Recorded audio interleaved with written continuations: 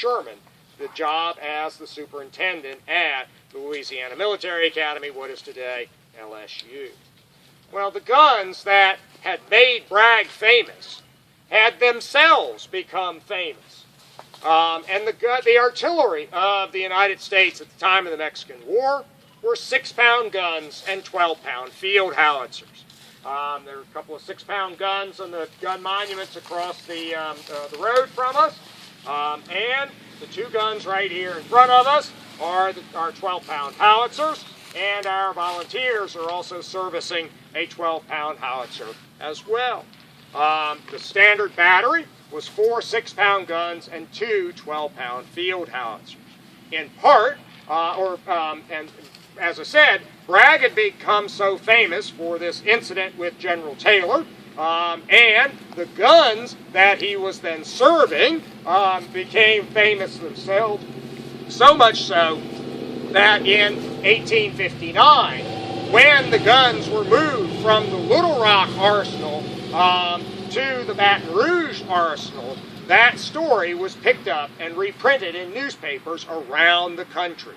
Captain Bragg's guns have been moved by the steamboat Buena Vista from Little Rock to Baton Rouge. When the new Confederate States of America is created, and its army it has to choose weapons for its artillery branch, guess what they select as the weapons of their artillery? 6-pound guns and 12-pound field howitzers. In part, that's because that's what's largely in the United States arsenals that the seceding southern states seized. They have very few of the new 12-pound Napoleons, like the two guns right here. But I also wonder if there might not be some legacy to Braxton Bragg and the Mexican War and the 6-pound guns and the 12-pound field howitzer. But quickly as the war began, how out of mode or out of date 6-pound guns and 12-pound field howitzers became clear. And one of the things that the Confederate artillery will be forced to do is to modernize, both in the types of weapons and in organization. That is one thing you can see in Bragg's army, even at the time of the Battle of Chickamauga. What Braxton Bragg's greatest quality that people will admit to is him as an organizer and as an administrator. He gets great credit for having organized raw troops down on the Gulf Coast at Pensacola and other points in the summer of 1861 and turning them into an efficient force, the most efficient force at the Battle of Shiloh in April of 1862, after they had been moved from the Gulf Coast to Corinth that spring. Bragg, in the spring and summer of 1863, will be also involved in the modernization of the Army of Tennessee artillery. By this time, the Confederate military-industrial complex in central Georgia and central Alabama is beginning to produce 12-pound Napoleons. They're slightly different in shape. They don't have the flare on the muzzle, which is purely decorative, but they're a 4.62-inch bore gun and have very similar capabilities. And more of those are coming to Bragg's army, and Bragg begins to replace the outmoded 6-pound guns and 12-pound field howitzers. But realizing that a limited number of guns and also the generally shorter range of Confederate artillery is going to continue to be a handicap, the Confederates also begin to apply a battalion level of organization to their guns. Instead of having one battery of 4 or 6 cannon assigned to each brigade of infantry, they start within the divisions to group the batteries of artillery together under an artillery officer, because no artillery officer will ever admit that an infantry officer knows how to use artillery. That's still the case today. I was with a group of artillery officers for the last 3 days and heard the same thing. they group the batteries under an artillery officer and create an artillery battalion within the division. And that battalion commander becomes the division chief of artillery, who is then responsible for employing the right guns in the right place in the right circumstance on the battlefield, in a hope to get greater effect from the artillery. Well, by the time, or at the time of the Battle of Chickamauga,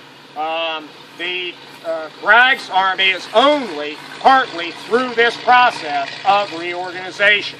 And most of the Confederate artillery batteries are going to fight one battery attached to each brigade. But there are a couple of battalions that have fully been organized, and they are designated reserve battalions of artillery. And on the afternoon of September the 20th, after the breakthrough, and as the Confederates are pursuing withdrawing Federals and orienting against Federals still around the Kelly Field, first one battalion and then another are brought up on this ground to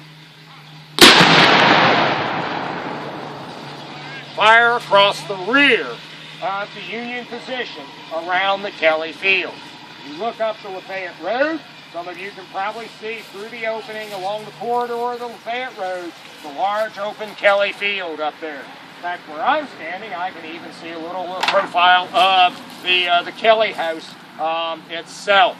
And these two battalions, Felix Robertson's Reserve Battalion and Sam Williams' Reserve Battalion, will come up on this ground, first one after the other, and then later in the day both of them return to this position and will fire up the corridor of the road and across the rear of the Federal position.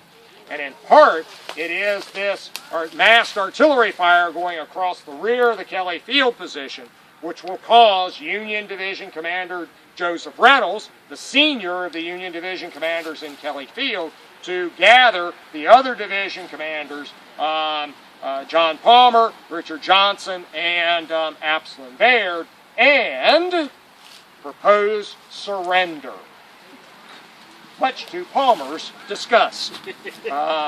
And they will not surrender, but this fire across the rear of their position is part of what raises the general has become unnerved. But Bragg, the artillerist, is having an effect on the artillery within his army, now implementing this battalion system. That concept had actually begun to be implemented in the Army of Northern Virginia in 1862. It is completed, fully implemented in the Army of Northern Virginia earlier, even by the time of the Battle of Chancellorsville. But it's a little bit slower getting implemented out here in the Army. I don't know that we can blame Bragg for that.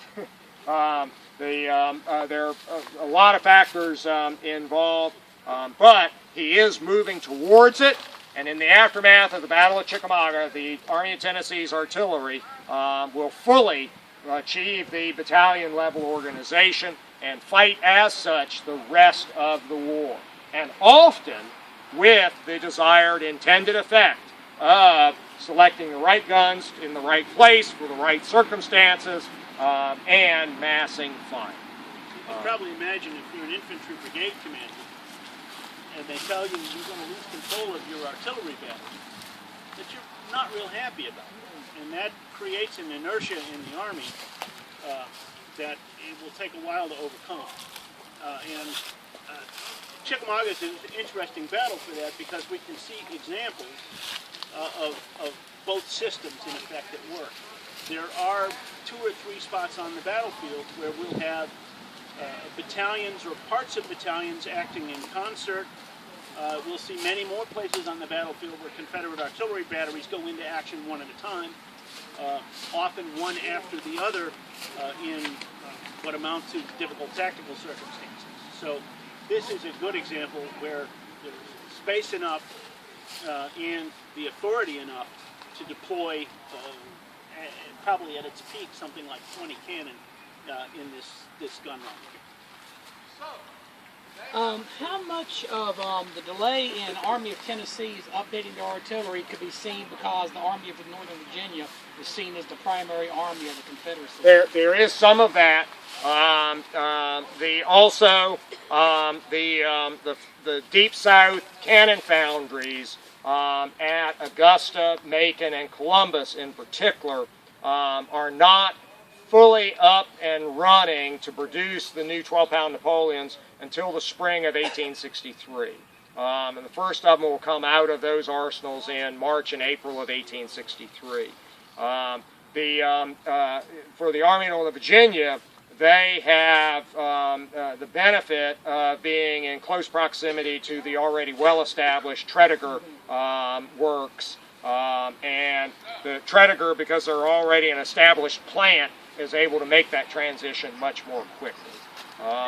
To tool up, to increase the tool sets at Augusta, Macon, and Columbus, it took time to get equipment moved from other places.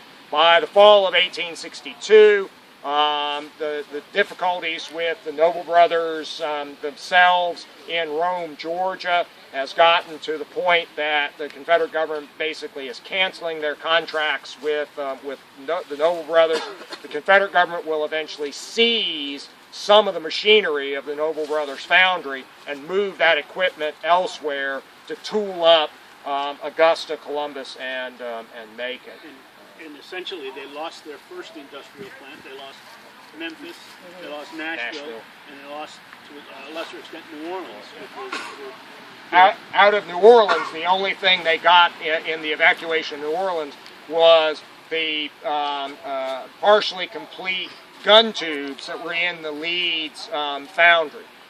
They were not able to evacuate any of the machinery from Leeds. Now, Cook and Brothers, Small Arms, was able to get most of their machinery out of New Orleans. But of course, worked at their plant in Athens, Georgia. Yes, yeah. And of course, that machinery then goes on an odyssey across the Confederacy to wind up in that building on the University of Georgia campus. A little bit of the machinery from Quinby and Robinson in Memphis got moved out of Memphis before Memphis fell. None of the machinery at T.N. Brannan in Nashville got moved.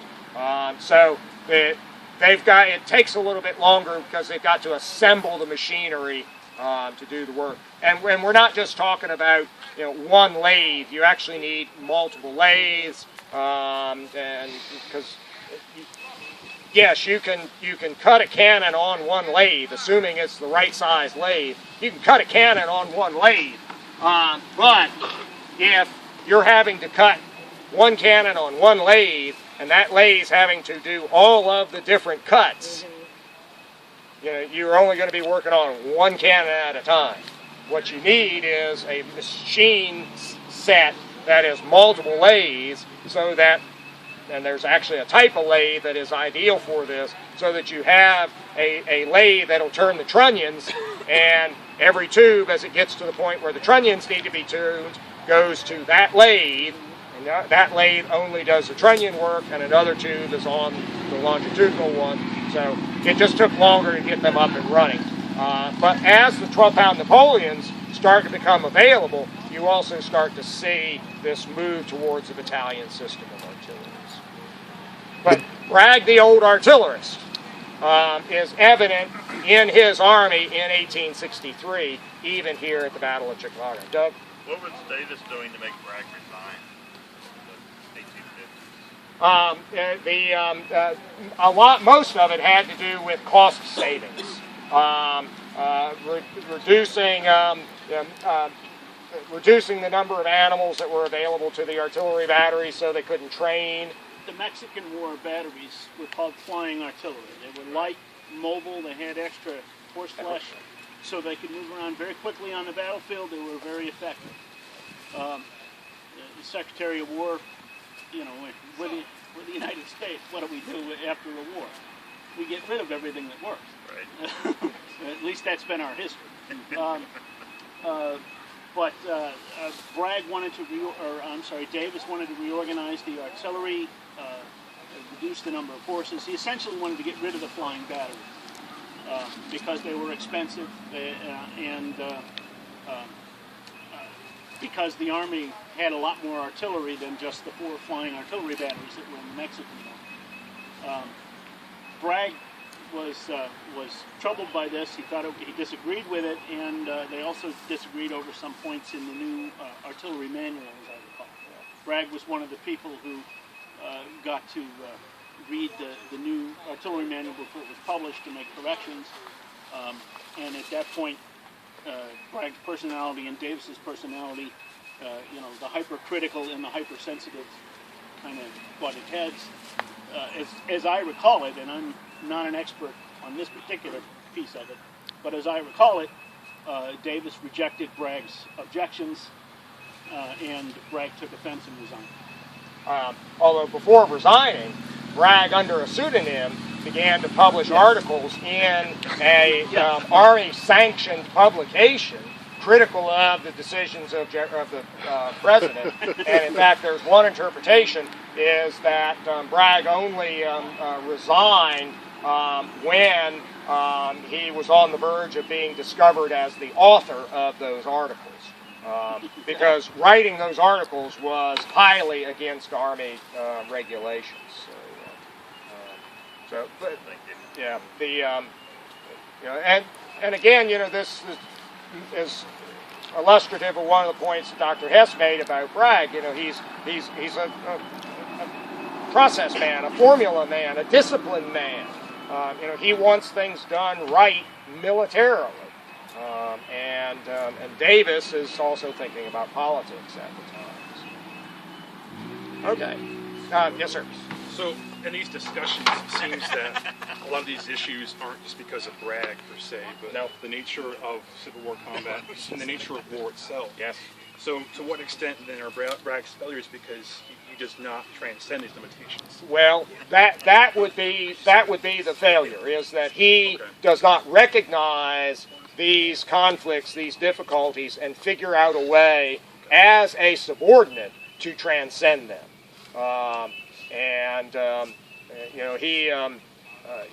He is not overcoming these difficulties. And now, did he make efforts at overcoming some of them? Yes. And are there, you try to command Leonidas Polk. I'm not sure that anybody but God was capable of commanding Leonidas Polk.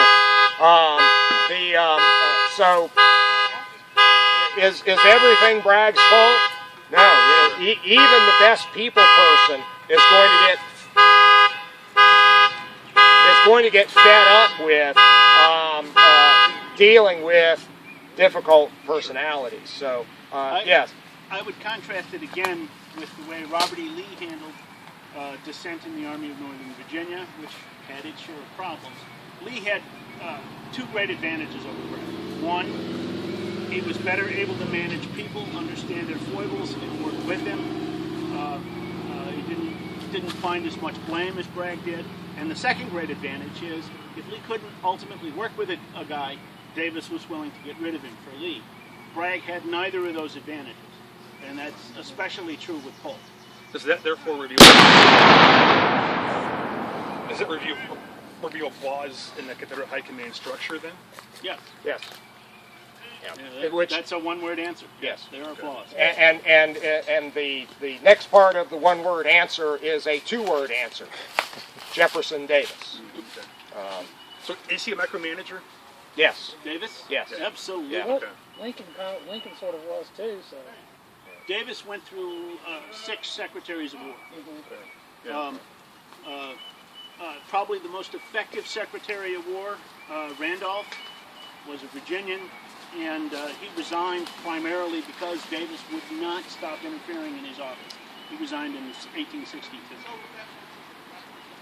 But we have a couple of diaries out of and memoirs out of the War Clerks, the War Office, the Confederate War Office, that complain a great deal about Jefferson Davis's methods. Where was Bragg from? He is born in North Carolina, in northeastern North Carolina, and is basically a North Carolinian until he is until he is accepted at West Point, and from that point, he like almost all the other officers of that time became a citizen of the United States. He was very much a man, when he was in the Army, he was very much a man who reflected more the new United States than any one allegiance to a state. Not unlike, where did he go? Oh, there he is, General Thomas, right there. West Point and Army service nationalized lots and lots and lots of these guys, both North and South. But when he resigned, having married Elise and then moving to Louisiana, then he fully buys into to the Southern slave-based economy and is fully supportive of the idea of Southern independence. Well, his economic and social status is all bound up at that point in planning society. Okay. What we're going to do, of course, Longstreet penetrates through the gap in the line there on the Brotherston Farm. We're going to come forward on the Poe Road, make a right-hand turn, turn right onto Dyer Road, and then turn right onto Glen Kelly Road. We're going to go up Glen Kelly Road and stop just short of the Lafayette Road for our concluding brief discussions. Okay? Great. Having spent some time out at the place marked on the Brotherston Road as Bragg's headquarters on September the 20th, Bragg in early afternoon requests to see James Longstreet. And somewhere to the east of the Lafayette Road, maybe on the corridor of the Brotherton Road, maybe a little bit south of there. It's just not clear where this meeting happens. But about 2 o'clock, James Longstreet, in response to this call from Bragg, rides to Braxton Bragg. And they will meet. And during the course of this conversation, or maybe we should describe it as two conversations, because each of them later seemed to report an entirely different conversation than the other one reports. Small elements of congruence, but only small elements. And those of you who were in the panel discussion this morning heard Dr. Hess rightly criticize Bragg for Longstreet for not keeping Bragg well informed. But you have this this conversation. What is today? Strange driving dread day. You have the conversation where Longstreet says he tries to relate the success that he has just had, and he requests troops to exploit that success. But that Bragg, on the other hand, says that Leonidas Polk needs support. And can't you send support to Leonidas Polk?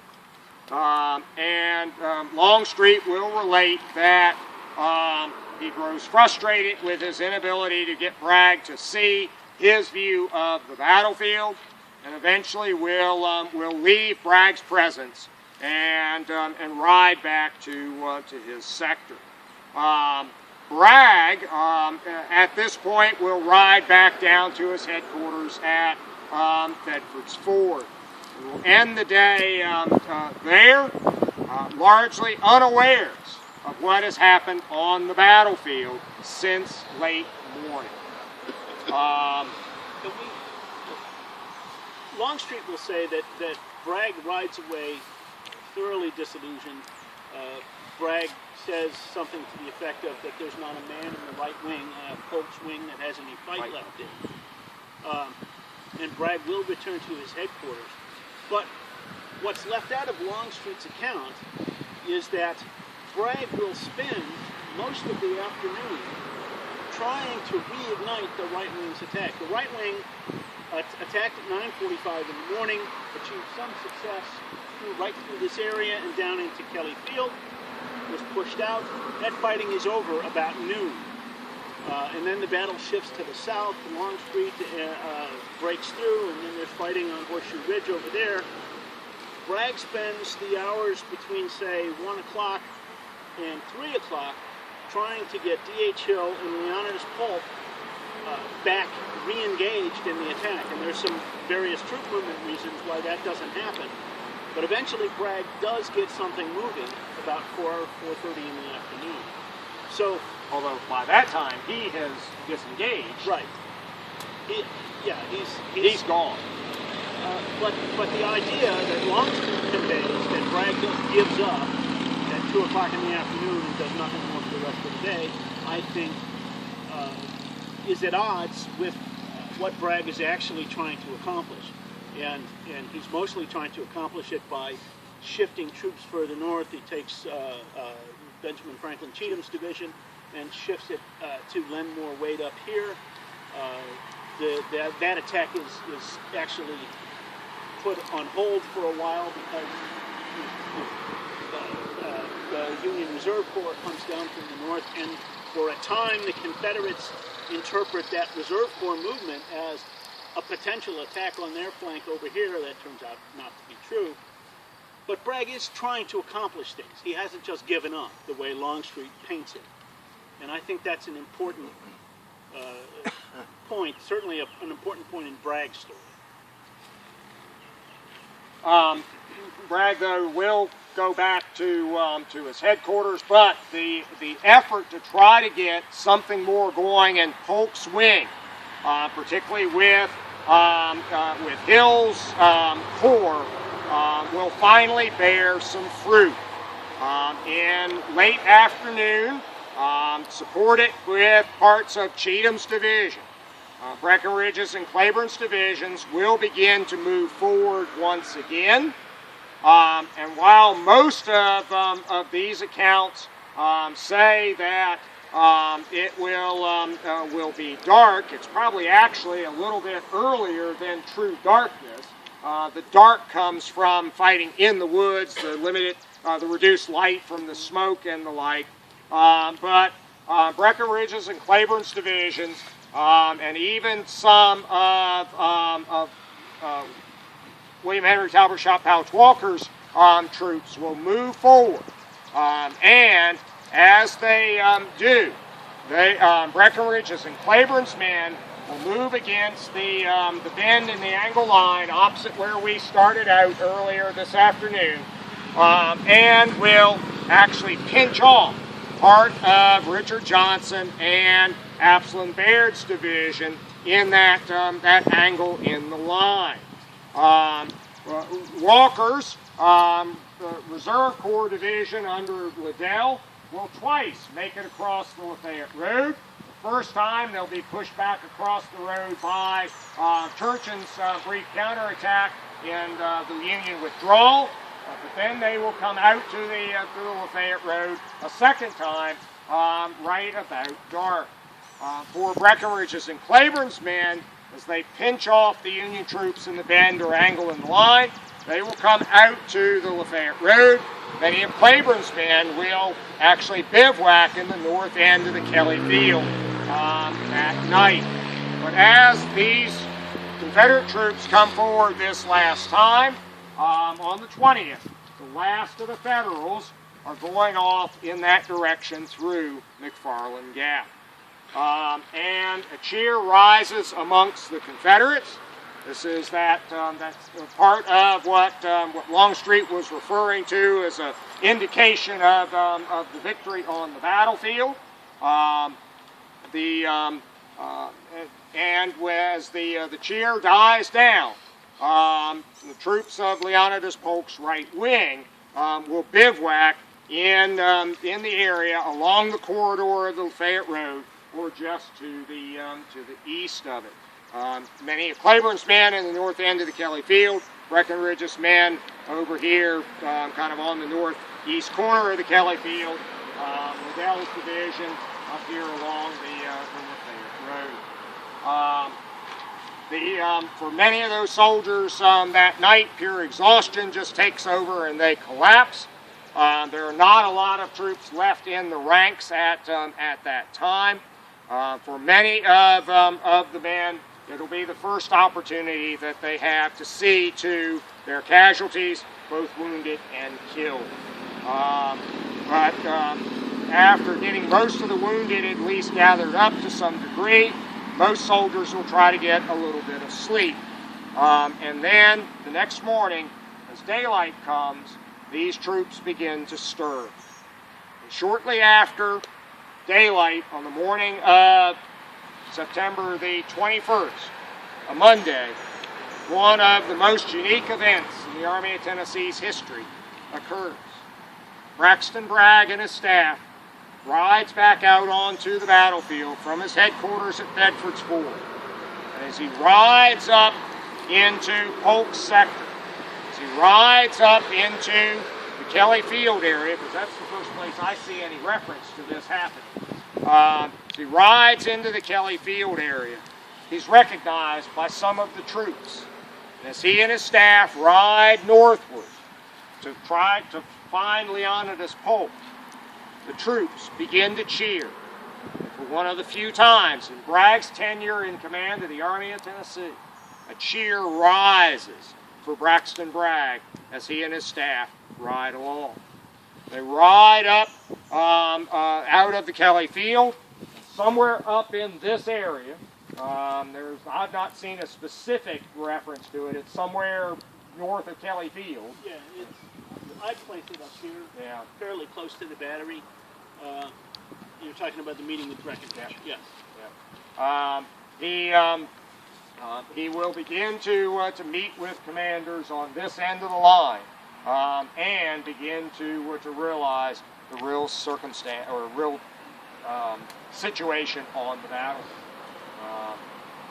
He will send messages to both Polk and Longstreet to meet him, to join him in this area. Longstreet will respond back immediately, "I can't come. The enemy's only a few hundred yards in my front, and they're fixing to attack me." Leonidas Polk will actually send out patrols. They'll move off to the northwest, the area of the last contact the evening before with any Federals, and after going 800 or 1,000 yards, begin to realize that there is no serious Federal force immediately in their front. Nathan Bedford Forrest has got his few remaining cavalrymen up and moving, and they're beginning to go out on their famous ride on the 21st. But Bragg, as daylight passes on the morning of the 21st, begins to realize that indeed he has won a tactical battlefield victory. Longstreet eventually realizes that there is no Federal force in his front that is getting ready to attack him, and Longstreet will ride over, and in mid-morning, somewhere in this area, Longstreet, Polk, and Bragg will meet to discuss the situation and what to do next. And really only with that meeting in mid-morning is there a common shared understanding amongst the leadership of the Army of Tennessee that they have this battlefield victory. They now begin to consider what to do next, and they will make a decision. Exactly what that decision is becomes very contentious in just the next couple of days, and as a result, it's entirely unclear about what they actually decided on the morning of the 21st, but they agree that at 2 p.m., with Leonidas Polk's troops in the lead, Polk's men will begin moving off to the north-northeast towards Red House Bridge, Red House Ford on the West Chickamauga Creek at the Old Federal Road, and towards Chickamauga Station. And then as soon as Polk's men are underway, Longstreet's men will fall in behind them. And indeed, on the 21st, Polk's men will make it to the other side of the federal road by dark, where they will bivouac. The Confederate commanders have some interesting reactions to that move. D.H. Hill's very disappointed. He thinks they should be going that way towards Chattanooga. James Longstreet is actually happy because he thinks that this is the beginning of a movement that he advocates, which is to move up further north, cross the Tennessee River somewhere between Chattanooga and Knoxville, and launch some grandiose movement into Middle Tennessee. Over Walden's Ridge, so over Sequatchie Valley, over the Cumberland Mountains, and into Middle Tennessee. Very much in the tradition of Robert E. Lee, the grand strategic movement. But what's Bragg actually doing? Moving to his railhead. He doesn't have the wagons. He doesn't have the logistics. He has pontoon trains. Where are they? The pontoons are at Cartersville, Georgia. They're not going to be here anytime soon to throw across the river. So all of the factors that go into this decision making, and this is why the decisions are so contentious, and why after the war, after the battle, well, even as early as September 26th. Yeah, very shortly, everybody starts to have differing views on what Bragg should have done. And what they say was the discussion here on the morning of the 21st. Yes. And by late September, early October, the bulk of Bragg's generals, certainly his senior generals,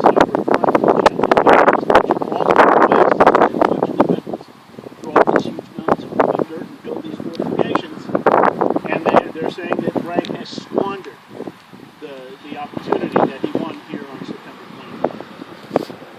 20th. Another possibility that is mentioned by some for this move to the northeast is that they are moving towards Ambrose Burnside.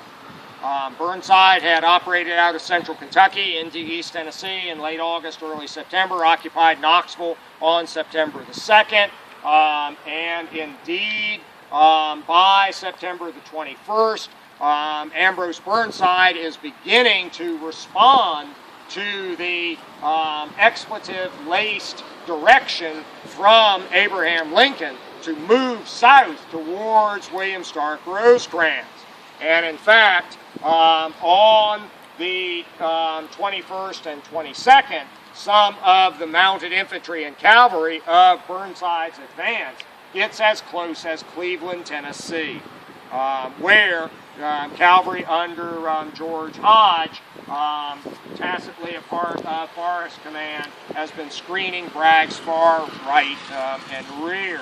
And so it is also possible that they discussed moving up to deal with Ambrose Burnside, and when they began to have some clarity on the 22nd and 23rd that Burnside was not as close as he had seemed on the 21st, they then turned towards Chattanooga, although that becomes contentious too. Yeah. There are a few things in the Army of Tennessee that are not contentious. So it's not entirely clear what it is that Bragg had in mind when at 2 o'clock on September the 21st, the head of Polk's column does indeed begin moving north-northeast. But Bragg has this battlefield victory here at Chickamauga if he can now just gain the fruits. Well, we've kept you a little bit beyond our 3 o'clock end time, although at least you weren't trapped on a bus. So you could have left at any time. So right, it's all on you now. But I do appreciate your coming out and participating. I appreciate David helping with it, and you are more than welcome to depart when you like. Unless David has to go right now, we can stay here a couple more minutes and answer questions and have informal discussion. But we'll end the formal part of the program here, and you can depart as you like or ask more questions. Thank you. And several things together there. On the 21st of September, Forrest just like a cavalry commander should do, particularly a cavalry commander who's been tasked to watch, in this case, the right flank of the army. Forrest has the men that he has available. It's a reduced number because of the casualties of the 19.